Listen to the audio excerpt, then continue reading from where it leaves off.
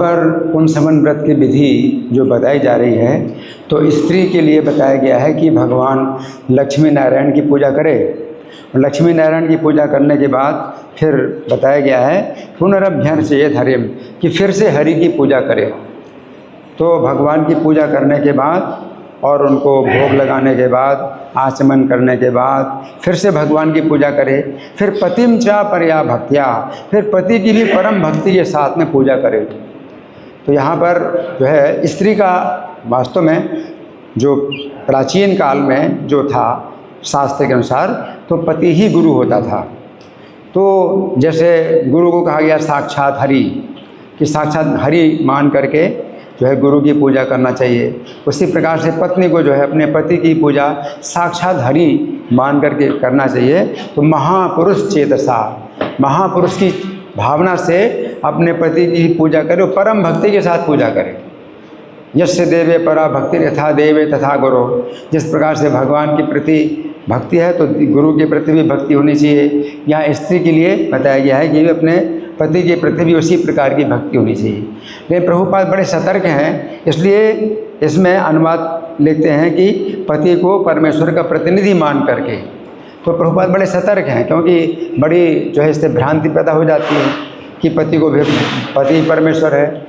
और विश्वनाथ चक्रवर्ती ठाकुर भी गुरु को कहते हैं साक्षात हरि हैं, सब शास्त्रों ने कहा है, किंतु क्या, किंतु क्या मतलब दूसरी बात है क्या, किंतु प्रभुरिया प्रिय, भगवान के बहुत प्रिय है, इसलिए उनको ऐसा कहा जाता है साक्षात हरि। लेकिन वो साक्षात हरि नहीं है, वो भगवान के प्रिय सेवक हैं, ये साक्षात हरि माना जाता है।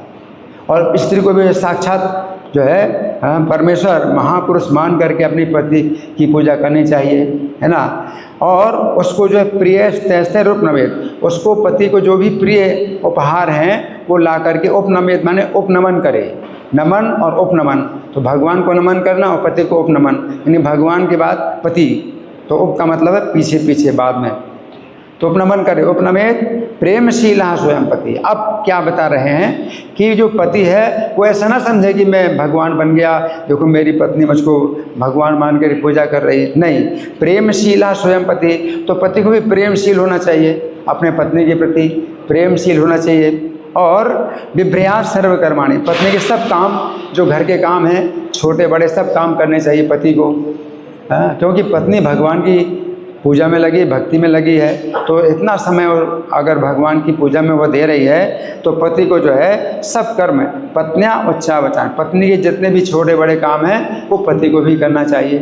तो पति को जो है मतलब पत्नी का उतना आदर करना चाहिए जैसे कि वो वैष्णवी है। तो प्रभुपाद कहते हैं कि अपनी पत्नी को जो है अपने भोग की सामग्री मत समझो कि तुम्हारे लिए जो है भोग की वस्तु है, बल्कि इसकी जो है सेवा करो, इसको भी वैष्णवी मान करके इसकी सेवा करो।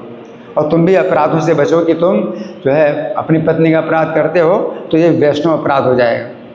तो यहाँ पर ये बताया गया है कि पति को नहीं समझना चाहिए कि मैं अब जो है देखो मेरी जो है पूजा कर रही भगवान मान करके तो मैं भगवान हूँ, अब जो है उसको अपनी सेवा में लगाऊं और अपने जो है शोषण करूं। तो शोषण की भावना नहीं है, बल्कि पति प्रेमशील होकर के पत्नी की सब काम करे, सेवक मान करके मैं भी जो है सेवक हूँ।